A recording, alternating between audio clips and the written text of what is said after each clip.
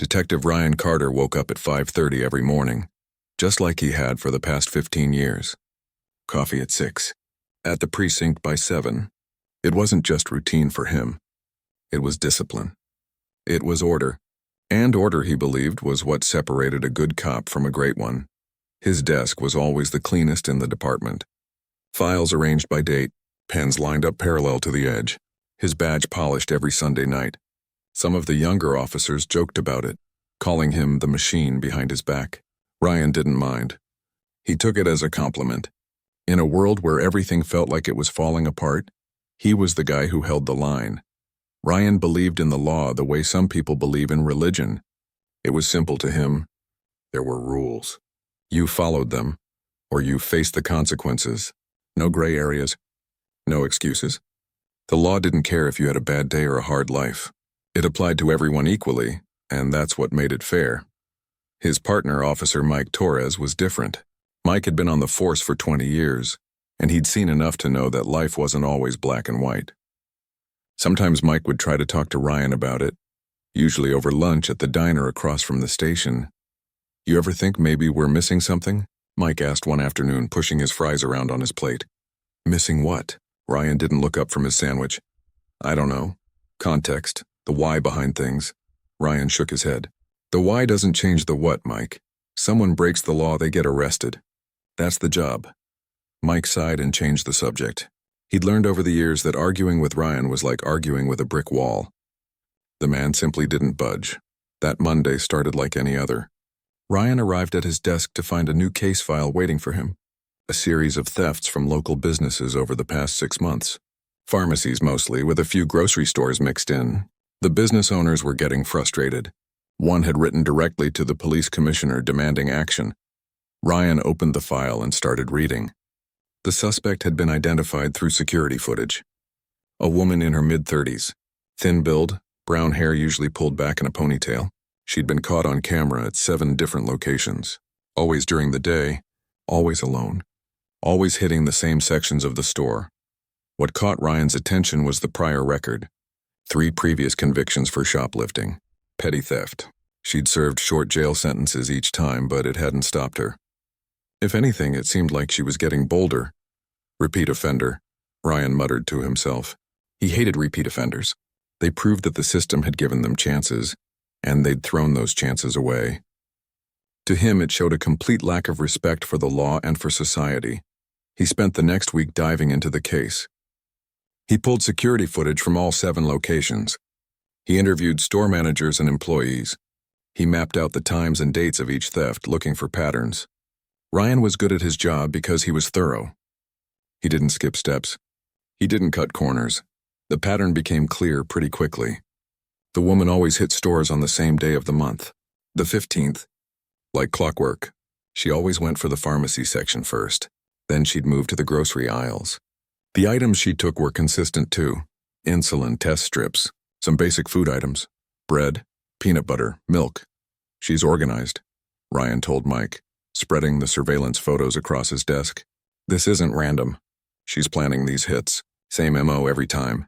Mike leaned over to look at the photos. Something flickered across his face, but he didn't say anything. "What?" Ryan asked. "Nothing, just... You notice what she's stealing? Medical supplies and food." "So what?" Mike shrugged. "Just seems specific, that's all." Ryan gathered up the photos. Specific means calculated, makes the case stronger. The business owners were calling the precinct almost daily now. They wanted someone arrested. They wanted to feel safe. They wanted justice. And Ryan wanted to give it to them. Not because of the pressure, but because it was right. These were honest people trying to run honest businesses, and someone was stealing from them. The law was clear about that. He got a break on Thursday. One of the store managers called to say he'd seen the woman's car parked near a motel on the east side of town. Ryan felt that familiar rush of adrenaline. This was it, the moment when all the pieces came together, when justice was about to be served. He drove out to the motel with 2 uniformed officers for backup. It was the kind of place that rented rooms by the week, where people went when they'd run out of other options. Peeling paint on the doors, cracked parking lot, a flickering neon sign that buzzed in the afternoon heat. Room 14. That's where the car was registered. Ryan knocked on the door, his badge ready in his left hand. He could hear movement inside. Footsteps, a muffled voice. The door opened slowly, and there she was. The woman from the surveillance photos. She looked worse in person, exhausted. Her clothes hung loose on her frame like they were 2 sizes too big. Dark circles under her eyes made her look 10 years older than her file said she was. But it was what Ryan saw behind her that made him pause. A little girl, maybe 6 or 7 years old, sitting on the edge of the bed. She was holding a stuffed animal that had seen better days. The girl looked scared, her eyes wide as she watched the police officers at the door. "Can I help you?" the woman asked. Her voice was quiet, defeated almost, like she already knew why they were there. Ryan cleared his throat.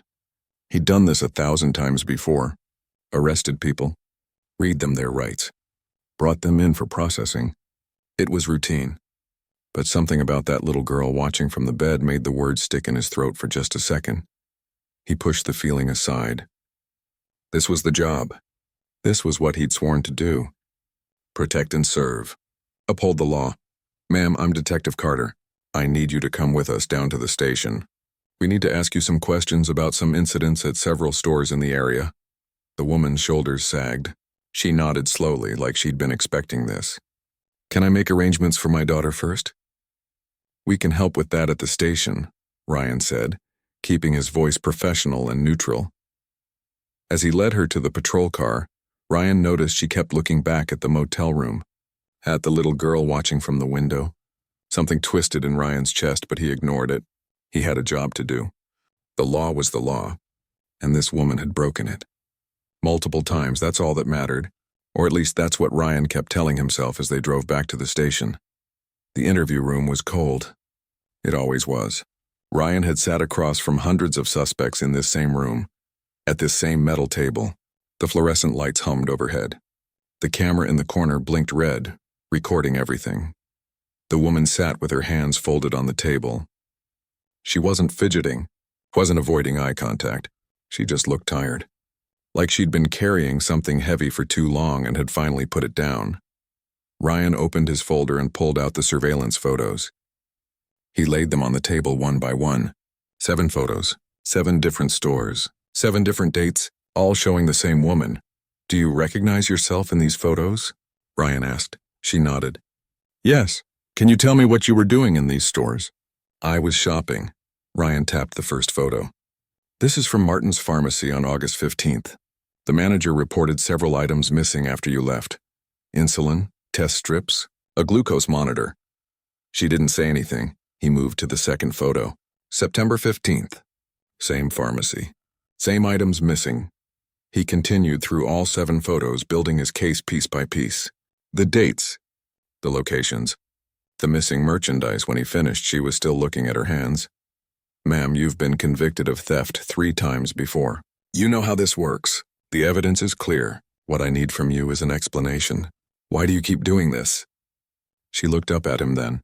Her eyes were red, like she'd been crying for days but had finally run out of tears. "Because my daughter will die if I don't." Ryan leaned back in his chair. He'd heard every excuse in the book over 15 years. Money problems, addiction, unemployment, mental health. Everyone had a story.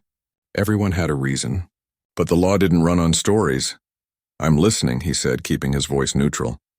She took a deep breath. "My daughter is 7 years old. She has type 1 diabetes. She was diagnosed 3 years ago. Do you know what that means?" Ryan shook his head. "It means her body doesn't produce insulin. Without insulin, the sugar in her blood builds up. It poisons her. Her organs start to fail. She goes into a coma, and then she dies." Her voice was steady, but her hands were shaking now. "It's not like type 2 diabetes where you can manage it with diet. There's no cure. There's no alternative. She needs insulin every single day, multiple times a day, or she dies." Ryan wrote this down in his notepad, but he wasn't sure why. It didn't change the facts of the case. "I understand that's difficult," he said. "But there are programs, assistance, Medicare, Medicaid." She laughed, but there was no humor in it. "You think I haven't tried? I filled out every form, called every number, stood in every line. Do you know how long the waiting list is for medical assistance in this state? 6 months. My daughter doesn't have 6 months between insulin doses. She has hours. What about her father? He left when she was diagnosed. Said he couldn't handle it. Haven't heard from him since. Ryan shifted in his seat. And you lost your job? 2 years ago. I was a nursing assistant at Mercy General. They downsized. Cut half the staff. I had insurance through them. Good insurance. When I lost the job, I lost the coverage. She paused, her voice dropping to almost a whisper. Do you know how much insulin costs without insurance? Ryan didn't answer. $850. Every single month. For one vial that lasts about 2 weeks. My daughter needs 2 vials a month plus test strips, needles, and a glucose monitor. Total? About $1,500 a month. Just to keep her alive. She pulled something from her pocket. A crumpled piece of paper. She smoothed it out on the table. It was a medical bill. The numbers made Ryan blink. This was from last year. Before I started, she couldn't finish the sentence. I tried to pay. I worked 3 jobs. Fast food in the morning. Cleaning offices at night. Weekends at a gas station. I sold everything we had. My car, my furniture, my wedding ring. I borrowed from everyone I knew until no one would lend me money anymore.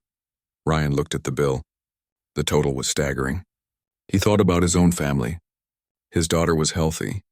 His wife had good insurance through her teaching job. He'd never had to think about the cost of keeping his child alive. I applied for every assistance program, she continued. Every charity. Every foundation. They all have waiting lists. They all have requirements I don't meet. Make too much money for this one. Don't make enough for that one. Wrong zip code. Wrong diagnosis date. Wrong everything. She pulled out another piece of paper. Then another.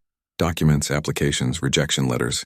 She spread them across the table like evidence at a trial. I went to the emergency room. They stabilized her. But they can't give you insulin to take home. They said to follow up with a specialist. The specialist needed payment up front. I couldn't pay. They wouldn't see her. Ryan felt something uncomfortable settling in his chest. He pushed it away. So you started stealing. I started keeping my daughter alive. She met his eyes directly. What would you do, detective? If it was your child? If you'd exhausted every legal option and your daughter was going to die without medicine she couldn't afford, would you let her die? Or would you do whatever it took to save her? The question hung in the air between them. Ryan had never thought about it before. He'd never had to. The law was the law. Society needed rules. Without rules, there was chaos. But sitting across from this woman, looking at her medical bills and rejection letters and the desperate math of trying to keep a child alive on nothing, the rules suddenly felt different. They felt complicated. The stores you stole from, Ryan said, changing direction. Why those specific ones? They're the only ones that stock the insulin my daughter needs. And they're far enough apart that I thought, I don't know what I thought. I knew I'd get caught eventually. I just hoped it would be later. After I figured something else out. Have you figured something else out? She shook her head. No. Ryan closed his folder. He'd gotten what he came for. A confession. Clear motive. The case was solid. He should feel satisfied. He should feel like he'd done his job. Instead, he felt sick. What happens to my daughter? She asked quietly.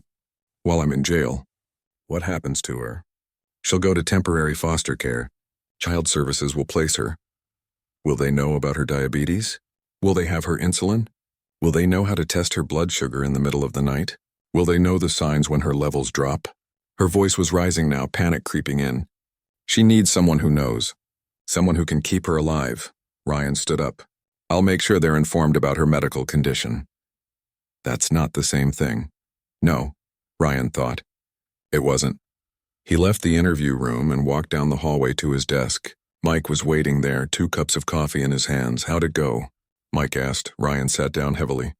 He didn't take the coffee. She confessed to everything, so it's open and shut?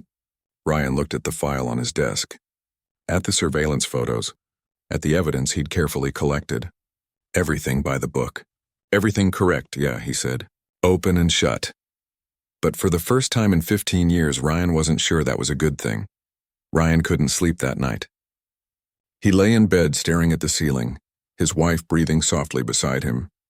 Every time he closed his eyes, he saw that little girl in the motel room. The stuffed animal in her hands. The fear in her eyes. At 2 a.m, he gave up. He went downstairs and made coffee, sat at the kitchen table in the dark. His daughter's artwork covered the refrigerator. Crayon drawings of their family, a stick figure dad with a badge. She'd drawn hearts around it. He thought about what the woman had asked him. What would you do if it was your child? Ryan had always believed he was one of the good guys. He arrested criminals. He protected honest people. He kept the streets safe. That's what he told himself every morning when he put on his badge. That's what made the job worth doing. But was he protecting anyone by arresting a mother trying to keep her daughter alive? He went back to bed around 4, but sleep never came. When his alarm went off at 5:30, he felt like he'd been awake for days. At the precinct, Ryan did something he'd never done before. Instead of writing up the arrest report, he started digging into the woman's story. Not to find holes in it, not to strengthen his case, but to understand if what she'd told him was true. He called the hospital where her daughter had been treated.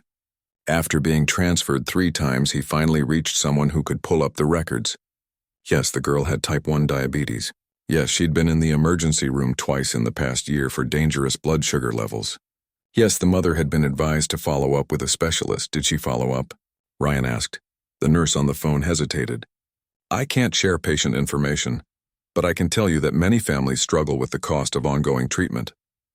Especially without insurance. Ryan thanked her and hung up. Next, he looked into insulin prices. He'd never had a reason to before. What he found made him angry.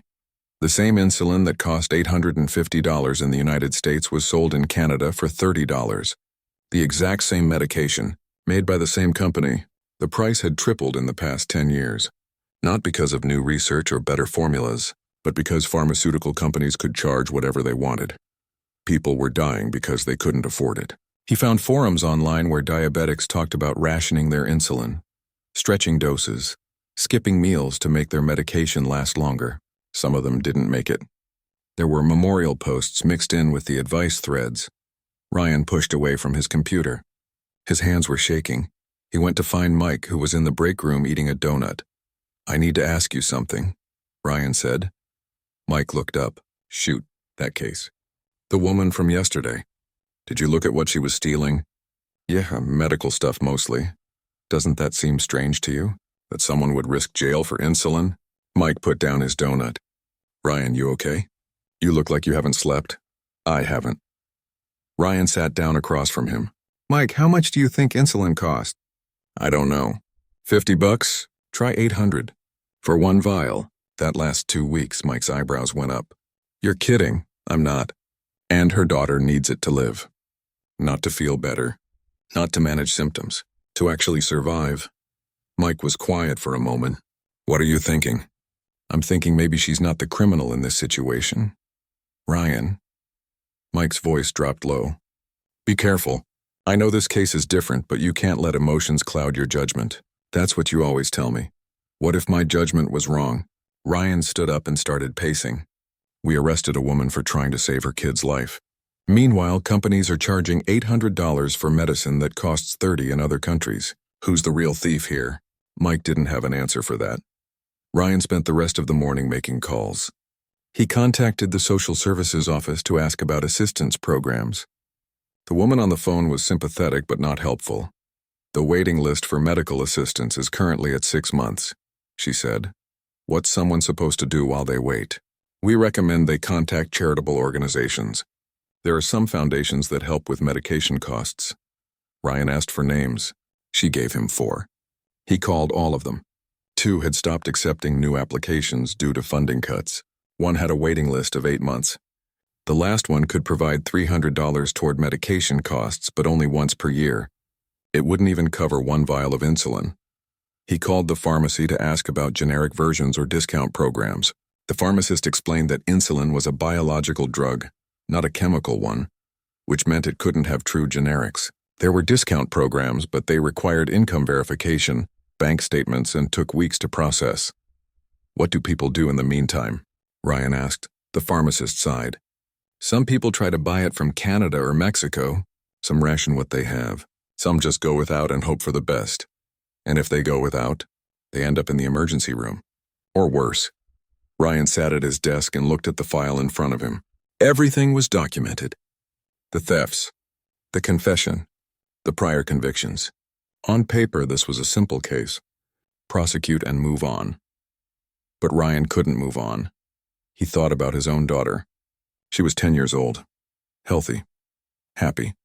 She played soccer on Saturdays and complained about homework and asked for a puppy every other day. He'd never had to worry about affording medicine to keep her alive. He'd never had to choose between paying rent and buying insulin. What would he do if he was in that position? Would he follow the law? Would he let his daughter die because he couldn't afford medicine that was artificially expensive? He knew the answer. Of course he knew. He'd do exactly what this woman had done. He'd steal. He'd beg. He'd break any law he had to break. Because that's what parents do. They protect their children, no matter what. The realization hit him like a punch to the gut. He'd spent 15 years believing the law was always right, that following the rules was what made society work, that justice was blind and fair and equal, but justice wasn't equal when some people could afford to keep their children alive and others couldn't. Justice wasn't blind when it punished the desperate and ignored the greedy. Ryan's phone rang. It was his sergeant. "Carter, you got that report ready? The DA wants to move on this case." Business owners are calling every day. Ryan looked at his computer screen. The blank report form stared back at him. "I need another day," Ryan said. "Another day for what? You got a confession. Open and shut, right? I just need to verify some information." His sergeant sighed. "Fine, but I need it by tomorrow morning." "The DA's office is waiting." Ryan hung up. He had 24 hours to figure out what to do. 24 hours to decide if he was going to follow the law he'd sworn to uphold, or if he was going to do what he knew in his heart was right. For the first time in his career, those two things weren't the same. He grabbed his jacket and left the precinct. He needed to see something for himself. He drove back to the motel on the east side of town. The same cracked parking lot. The same flickering sign. He knocked on room 14. The little girl answered. She was alone. "Hi," Ryan said, crouching down to her level. "Is there an adult here with you?" She shook her head. "The lady from the state came and got Mommy. She said Mommy had to go to court. She said I have to wait here until someone comes to get me." Ryan felt his chest tighten. "Are you okay? Do you need anything?" The girl held up a small device. "A glucose monitor. I'm supposed to check my sugar, but I don't know how to read it." "Mommy always does it." Ryan looked at the device. The numbers meant nothing to him, but he could see the girl's hands shaking. Her skin looked pale. "When did you last eat?" he asked. "This morning. The lady brought me a donut. Pure sugar. For a diabetic kid. Do you have your insulin here?" She pointed to a small cooler by the bed. Ryan opened it, 1 vial. Maybe a quarter full. He pulled out his phone and called child services. Then he called an ambulance.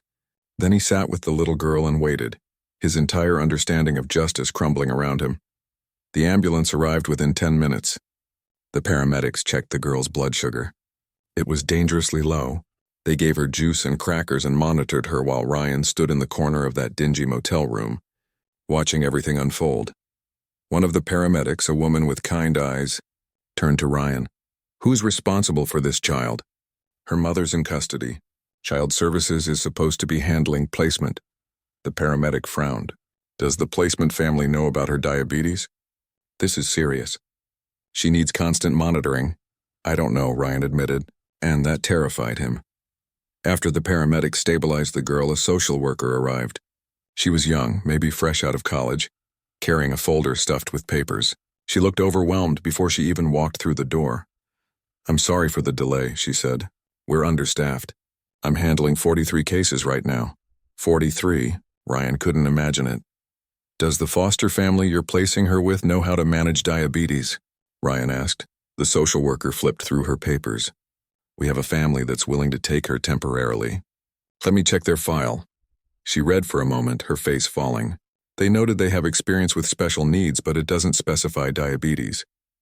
"That's not good enough," Ryan said, his voice harder than he intended. "This child needs insulin multiple times a day. She needs blood sugar monitoring. She needs someone who knows the warning signs of a diabetic emergency. You can't just place her anywhere." The social worker looked defensive. "I'm doing my best, detective. We don't have a lot of options for emergency placements, especially for kids with medical conditions. Most foster families aren't trained for this level of care." Ryan ran his hand through his hair. This whole system was broken. Not just the healthcare system. Not just the pharmaceutical companies. Everything. The safety net that was supposed to catch people when they fell had holes so big you could drive a truck through them. How long will the mother be in custody? The social worker asked. That depends on what happens next, Ryan said quietly. After they left with the girl, Ryan sat in his car in that motel parking lot for a long time. He thought about the choice in front of him. He could write his report the way he'd written hundreds before. State the facts. Document the crimes. Send it to the DA's office for prosecution. The mother would likely get jail time, maybe a year or more with her prior record. The daughter would end up in foster care, bouncing between families who might or might not understand her medical needs. Or he could do something different. Something he'd never done before. Ryan drove to the public library. He spent 3 hours there researching. He looked up patient assistance programs, non-profit organizations, and medical advocacy groups. He found a foundation that specialized in helping families afford diabetes care. He called them right there from the library steps. "Hello, this is Hope Medical Foundation. How can I help you?" Ryan explained the situation, not as a cop, but as someone who'd stumbled onto a problem he couldn't ignore. The woman on the phone listened carefully. "We can help," she said. "We have emergency assistance available. If she applies today, we can expedite the process. She'd need to fill out an application and provide some documentation, but we can have an answer within 48 hours. She's in custody right now." "Oh." A pause. "Well, if she's released, have her call us immediately.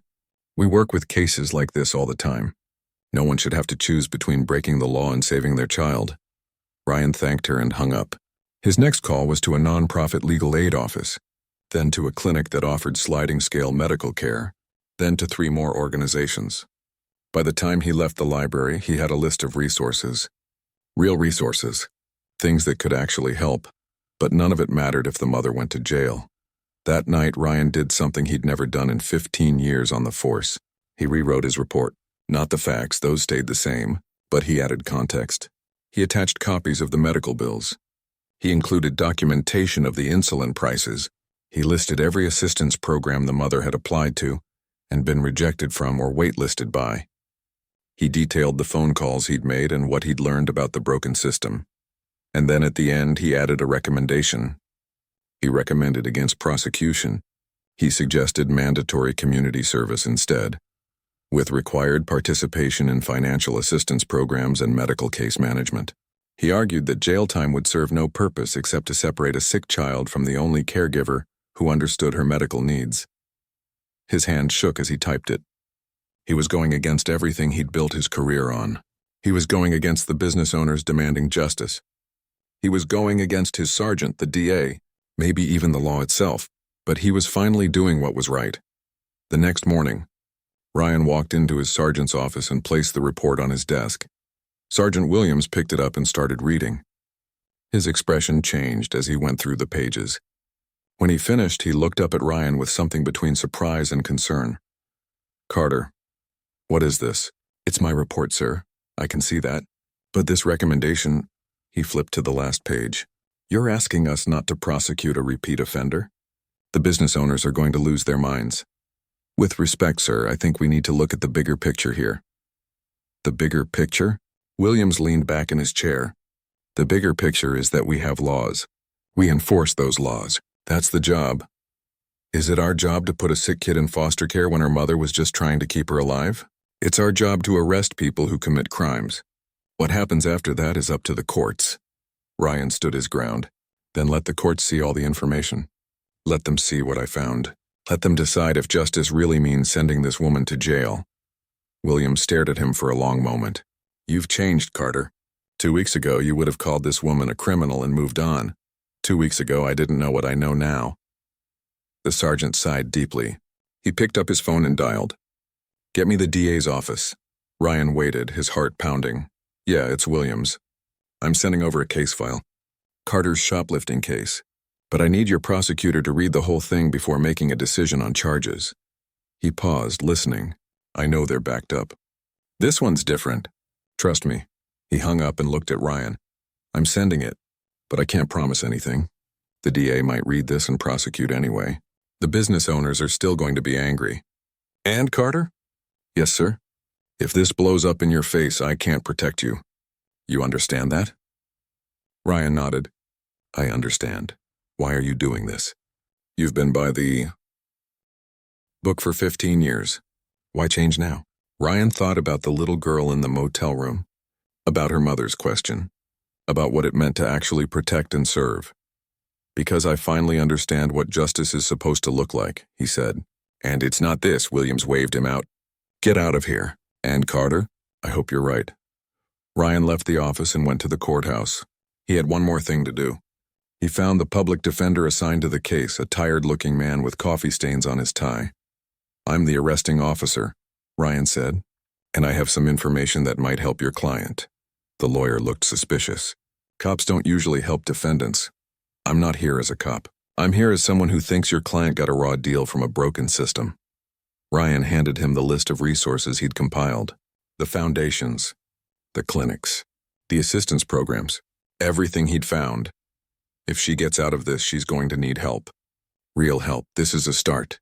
The lawyer took the list, his expression softening. Thank you. Most people don't care enough to do this. Someone should have cared sooner, Ryan said. Maybe then we wouldn't be here. As Ryan walked out of the courthouse, his phone rang. It was Mike. The business owners found out about your report. They're calling the chief. This is about to get messy. Let it get messy, Ryan said. Some things are worth the mess. He hung up and got in his car. He didn't know what would happen next. He might lose his job. He might get demoted. The case might get prosecuted anyway, despite everything he'd done. But for the first time in 15 years, Ryan felt like he was actually doing the right thing. Not the easy thing. Not the thing the rulebook said to do. But the thing his conscience told him was right. And that had to count for something. 3 days later, Ryan sat in the back of the courtroom. He wasn't supposed to be there. He'd already given his statement. His part in the case was technically done. But he needed to see how this ended. The mother sat at the defendant's table with her public defender. She looked different than she had in the interview room. Someone had brought her clean clothes. Her hair was brushed, but the exhaustion was still there, carved into her face like permanent marks. The judge entered and everyone stood. Judge Patricia Coleman had been on the bench for 20 years. She'd seen everything. Ryan had testified in her courtroom dozens of times. She was fair but firm. No nonsense, the prosecutor stood first. Ryan didn't recognize him. Young guy, probably eager to build his conviction rate. He laid out the facts of the case. The thefts. The surveillance footage. The prior convictions. He made it sound black and white. Your Honor, this is a clear case of repeated criminal behavior. The defendant has shown a pattern of theft despite previous convictions and sentences. The state recommends incarceration. Then the public defender stood. He looked nervous, shuffling his papers. But when he started speaking, his voice was steady. Your Honor, I'd like to direct the court's attention to the supplemental materials provided by Detective Carter. These documents show a different picture than what the prosecution has presented. The judge put on her reading glasses and picked up the file. She read silently for what felt like hours. The courtroom was so quiet Ryan could hear his own heartbeat. Finally, the judge looked up. Detective Carter, are you present? Ryan stood. Yes, Your Honor. This is your report? Yes, ma'am. In 15 years on the bench, I've never seen an arresting officer recommend against prosecution. Can you explain your reasoning? Ryan stepped forward. He'd thought about what he would say if given the chance. But now, standing in front of the judge, all his prepared words disappeared. Your Honor, I arrested this woman because she broke the law. That's my job. But after I arrested her, I did something I should have done from the beginning. I asked why. And what I found was a system that fails people at every turn. He continued, his voice gaining strength. Her daughter has diabetes. Insulin costs more than most people's rent. Insurance companies won't cover her. Assistance programs have waiting lists longer than her daughter can survive without medicine. I called every resource available. Most of them are underfunded, overwhelmed, or don't exist at all. The prosecutor tried to interrupt, but the judge held up her hand. This woman didn't steal because she's a criminal, Ryan said. She stole because our system gave her no other choice, and if we send her to jail, we're not protecting anyone. We're just punishing someone for trying to keep their child alive. The courtroom was silent when he finished. Ryan sat back down, his hands shaking. The judge looked at the mother. "Ma'am, please stand." She stood, her lawyer beside her. "I've read Detective Carter's report thoroughly. I've reviewed your medical documentation and the evidence of your attempts to obtain legal assistance. I've also consulted with medical experts about your daughter's condition." Judge Coleman paused. "What you did was illegal. There's no question about that. But the law isn't always just, and justice isn't always found in punishment." The prosecutor shifted uncomfortably. "I'm dismissing the criminal charges," the judge said. "However, you will be required to complete 200 hours of community service. You will also be required to meet with a medical case manager who will help you navigate assistance programs, and you will be prohibited from entering the stores where the thefts occurred." The mother's knees buckled. Her lawyer caught her arm. "But, Your Honor," the prosecutor stood. "The defendant has prior convictions. The business owners are demanding." "The business owners can file civil suits if they choose," Judge Coleman interrupted. "But this court will not incarcerate a mother for trying to save her dying child when our society has failed to provide affordable health care. If that sets a precedent, so be it." She looked directly at the mother. "Ma'am, I'm ordering the state to expedite your application for medical assistance. I'm also directing you to contact the organizations Detective Carter listed in his report. Some of them have agreed to provide emergency assistance for your daughter's medication." Tears were streaming down the mother's face. "Thank you. Thank you so much. Don't thank me," the judge said. "Thank Detective Carter, and then go home to your daughter." As the courtroom emptied, Ryan stood in the hallway. He felt drained but relieved. The business owners would be angry. The prosecutor looked furious. Ryan's phone had been buzzing all morning with messages from the station. The mother approached him slowly. Her eyes were red from crying. "I don't know what to say," she said. "You didn't have to do any of that." "Yes, I did," Ryan said simply. "Why? Most cops would have just locked me up and moved on." Ryan thought about that. "Because I have a daughter too, and I finally realized that justice isn't about following rules blindly. It's about protecting people. Real people. Not just the system." She reached out and shook his hand. "You saved my daughter's life. I'll never forget that." After she left, Mike found Ryan in the parking lot. "You're all over the station," Mike said. "Some people are calling you a hero. Others are saying you went rogue. What do you think?" Mike smiled. "I think you finally learned what I've been trying to tell you for years. The world isn't black and white." Ryan drove back to the precinct expecting the worst. But when he walked in, Sergeant Williams called him into his office. "Sit down, Carter." Ryan sat preparing for the lecture. The chief called. "The business owners are threatening lawsuits. They're angry about the judge's decision. They feel like we let them down." "I understand, sir." Williams leaned forward. But the chief also got a call from 3 city council members, 2 nonprofit organizations, and a state senator. They all heard about your report, about what you uncovered regarding healthcare costs and the gaps in assistance programs. Ryan waited. "You've started something, Carter. People are paying attention now. There's talk about reforming some of these systems, creating better emergency assistance programs for families like this one." "That's good," Ryan said carefully. "It is good, but it's also messy. Change always is." Williams handed him a folder. "That's a new case. Homeless veteran caught stealing food from a convenience store. Owner wants him prosecuted." Ryan opened the folder and looked at the details. "A man with PTSD living in his car, no family, no support system. What do you want me to do with this, sir?" Williams smiled slightly. "I want you to investigate it, the way you investigated the last one. See the whole picture, then write your report." Ryan understood. He wasn't in trouble. He was being given permission to keep doing what he'd done, to look beyond the crime and see the people. Over the next few months, Ryan stayed in touch with the mother and daughter. The medical foundation came through with assistance. The daughter got into a program that provided free insulin and monitoring supplies. The mother found a job with a company that offered good health insurance. Slowly, their lives stabilized. Ryan's approach to police work changed too. He still believed in the law. He still arrested people who broke it. But now he asked questions first. He looked for the why behind the what. He connected people with resources. He wrote reports that told the whole story, not just the parts that fit neatly into boxes. Some of his colleagues thought he'd gone soft. Others started following his example. The department began training officers on social services and community resources. It wasn't a revolution, but it was a start.